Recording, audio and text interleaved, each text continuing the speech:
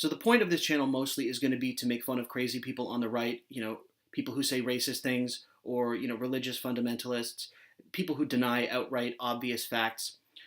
However, we're going to take a detour from that today and take a look at this segment from Ari Melber's show on MSNBC, because I want to talk about the arguments that are circulating in defense of Nancy Pelosi.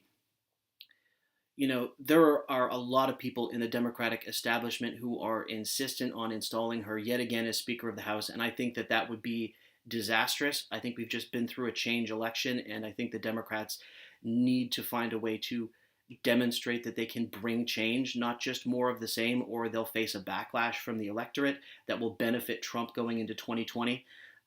That argument doesn't seem to penetrate establishment Democratic circles, so I just want to go through this segment where Jan Schakowsky, who's a congresswoman from Illinois, who is on Pelosi's leadership team, wants to defend her boss and attack anyone who would criticize her. So let's see what the congresswoman has to say. Congresswoman Schakowsky, my good news for you is we didn't book you to talk about Florida's problems, and I'm not going to ask you about them at this juncture. Okay. But I will ask you about this leadership team. Many people in the Democratic Party excited about this 4-decade level historic endorsement from the American public over a 7-point margin. But as you know, a debate about Nancy Pelosi. What is the argument for her to be Speaker once again and not say, as some other Democrats are arguing, that she's done a fantastic job, but there's always room for new voices? Nancy Pelosi is as responsible as anyone for this blue wave, for making it happen. She's such an operational person, hard worker, made sure that she went to just about every state and every district and raised money. There it is. All of this is code for she raises money, and I want to point out how much money exactly she raised. I wasn't able to find the total for what she raised in 2018. I guess probably those numbers haven't been tabulated yet, but through July, she raised for Democratic candidates $91 million. So I just want to point out that I really think that that's the reason that they're defending her, is not because of her ideas, it's not because of her tactical brilliance, and we can debate about to what extent she is some kind of legislative genius, but I think it really comes down to the money, Lebowski. And along with Ben Ray Lujan, our DCCC chair, made this victory possible. And it's just astounding to me that anyone within the Democratic caucus at a moment of great victory and opportunity would want to unseat this wonderful woman who, as the Speaker... Wonderful woman! Nice. Subtle touch, Congresswoman. The House the last time actually brought us the kind of health care that millions of Americans are benefiting from right now. And I am really disturbed that, if there's another name, then let's have a vote. That's what Nancy was referring to in that clip. Yes, Nancy Pelosi is the person responsible for Obamacare, but the millions of Americans who are really benefiting from Obamacare are the ones who work in the insurance industry. Again, I want to go to a stat here. This poll was done, I think, in August, and found that 70%, fully 70% of Americans support Medicare for all or some kind of single-payer option. Nancy Pelosi is not going to fight for that, and she's made that clear. She's already been talking about reaching across the aisle and shoring up Obamacare, and why would she want to replace Obamacare? As the Congresswoman just pointed out, she sees it as her greatest accomplishment. And yeah, Obamacare may be better than nothing, but it's not what most of the American people want. Even the majority of Republicans would favor Medicare for all, and people like Congresswoman Schakowsky and Nancy Pelosi will not fight for that. That's the main issue. The other thing is, if you don't have an obvious successor and you're 78 years old and you've been in power for what seems like forever, that is a failure of leadership.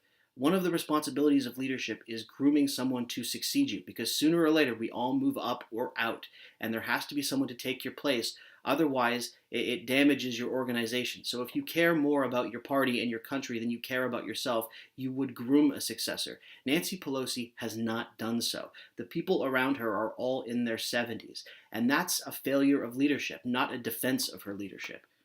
Come on, come to the caucus, put your name out there, and I assure you that Nancy Pelosi would overwhelmingly win and will win in the vote within the caucus. Well, I remember the last time she said the water's warm, I think it was directed at Harold Ford Jr., and she certainly had the votes then, and she does know how to count. Let me play for you my colleague Rachel Maddow asking a question that I think dovetails with your argument, which is if the House... Let me, instead of pushing you on the factual basis of your argument, play some tape that will very conveniently support you. You know, this is fascinating. You know, Ari Melber loves to challenge Republicans when they come on his show, but when Democratic shows come on his show, he's ready to support them and will not ask any of the tough questions about what they're saying. He won't represent the other side, which is that Nancy Pelosi is where she is mainly because of money and not because of policy. The country is moving in a leftward direction away from Nancy Pelosi. Why should she be the leader then? She represents the past of the party. But that doesn't matter to Ari. House did so well. Why is there talk about replacing Nancy Pelosi at all when the Senate Democrats didn't do as well? Take a look. So a lot of things are sort of percolating, even boiling over all at once. Today, House Democrats made noise about the possibility of choosing someone other than Nancy Pelosi to be the Democratic leader and the Speaker of the House in the new Democratic-controlled Congress. This, of course, would be a classic Democratic Party move, right? I mean, the party loses... Yes, a move towards what people want. I know that's really shocking. The Democrats really should be ashamed. I mean, the Republican Party never gives people what they want. Why should the Democrats? Loses seats in the Senate, and so they make zero changes to their Senate leadership. Congresswoman, would you say that if there's a change to be made, it would start with Schumer and not Pelosi? Well, why would it be Nancy Pelosi? She has the votes. We're talking about a very small rump group within the caucus that is saying that they will deprive Nancy Pelosi of being the speaker, a position she so well deserves. And listen to that language. Listen, deprive her of being the speaker. Like the speakership is something she owns. That is the definition, madam, of entitlement. That is what people hate about you. It's what they hate about Washington. It's what they hate about politics in general. This sense that she's entitled to be speaker. And how dare you question her entitlement? Truly shocking that you could make that argument in public and that people seem to be lapping it up. This is why you cannot go on with Nancy Pelosi and with people like Congresswoman Schakowsky, is because they are completely out of touch. They don't understand why people don't like them, and it's because of shit like that. And has done so well, and have really not a candidate to replace her. So it's a creative... By the way, they're not going to choose a new leader until January 3rd. So names have been thrown around, and someone, I think, will emerge. Hopefully will emerge, although probably this will turn into a coronation. Of utter chaos at this moment. When we chaos. Want to be going Democracy ahead, is chaos. And she wants to be going ahead with an agenda to bring more health care, to lower the cost of prescription drugs. She has talked about this agenda through the campaign, and even now, Nancy Pelosi is focused on what we're going to do when she is Speaker and we have this majority. It's really a... What she's going to do is reach across the aisle. What she should do is present a Medicare for All bill and pass it through the House. And if that passes the House, then force the Republicans in the Senate to say that they're against a policy that 70% of Americans are in favor of, including more than half of their own party. That's what a real tactician would do. But Nancy Pelosi doesn't want Medicare for All. She doesn't want to push it. She wants to be conciliatory. No more being conciliatory with Trumpist Republicans. It's pointless. It doesn't work. You've got to stand for something at some point. And if not now, when? Astounding to me and very frustrating that this small group would try to take that away. And I do think that there's a bit of sexism here. You know, there you go.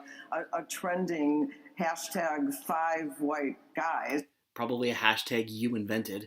And their effort to take this away from her when she would be the only woman at the small table with the top leaders in our country. I think that's important in and of itself. Fine, let's replace her with Marcia Fudge, who's the head of the Black Congressional Caucus. Would you be in favor of that? No? Oh, wow. It seems that you, Congresswoman, are sexist, as well as also racist. That's the argument she's making, that if you oppose Nancy Pelosi, there's a tinge of sexism to what you're saying. Yes, I remember when everyone on the Democratic side was so supportive of Sarah Palin because she's a woman. And she's a woman. You can't criticize her on her policies, right? What's really important is what's between her legs. Right, Congresswoman? Right? And what specifically do you see as the sexism? The notion that she has a good record and she is being challenged in a way that Chuck Schumer as a male Democrat is not, or something else that you know about from within the caucus that's a concern? Even age is raised, And it should be. Nancy Pelosi is 78 years old, and as pointed out, she has no obvious successor. Her number two, Steny Hoyer, is 79 years old. Congresswoman Schakowsky is 74 years old.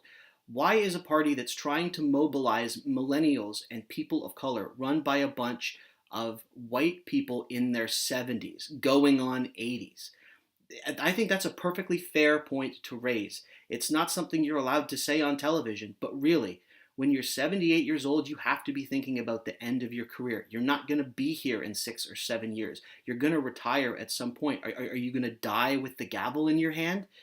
It's just the way the world works. Man, it seems that the older you get, the more experienced you're considered. With women, it's more like now it's time for you to move on and move out. And I resent that. The reason why Chuck Schumer isn't getting any of the criticism, I think, is twofold. First of all, he's only been in power less than 2 years, and I don't think most people in the country even know who he is. Second of all, he's 11 years younger than Nancy Pelosi, which I had to look that up, and that was really surprising to me because I thought that they would be about the same age. He's 67 years old. So I think Nancy Pelosi has been in power many times longer than Chuck Schumer has. But by the way, I'd be perfectly happy to get rid of Chuck Schumer, and I think most people who would consider themselves to the left of the center of the Democratic Party, which, is a lot of people when you look at the policy issues, would be in favor of getting rid of Schumer and Pelosi. Replace Chuck Schumer with, someone who's a progressive. Why not? Why not replace him with someone who has an ounce of charisma and energy, who might actually fight for progressive issues? Elizabeth Warren, say. Is that sexist? Yeah. All fair points. David Jolly, your view?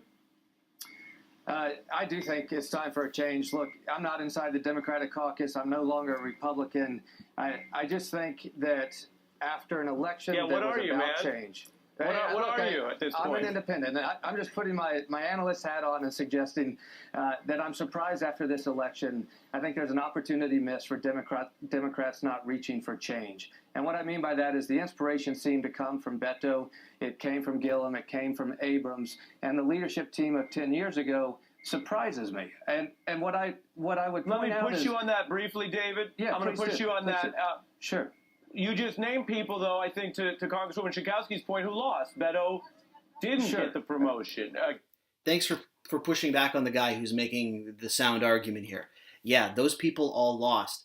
But look at Beto O'Rourke and how close he made it in Texas. Really, really uncomfortable for Ted Cruz. And look at how much money he raised without taking corporate PAC money.